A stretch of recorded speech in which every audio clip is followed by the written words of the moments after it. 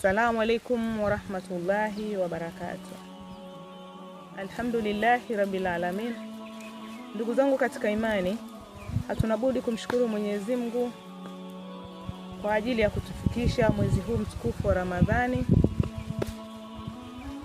Sote kwa pamoja tuseme alhamdulillahi rabbil alamin.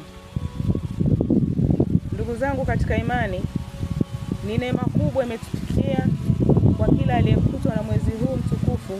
Basi sote kwa pamoja tuwe hima katika kutekeleza ibada ya funga, kusali na kutoa sadaka, na pia kutenda mema ya aina mbalimbali.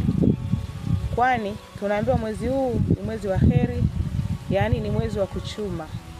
Basi kuchuma huko tusifanye uzembe hata kidogo.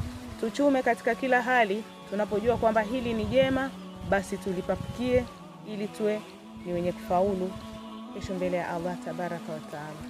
Kufikia hapo ndugu zangu katika imani, wa hadha, assalamu alaikum wa rahmatullahi wa barakatuh.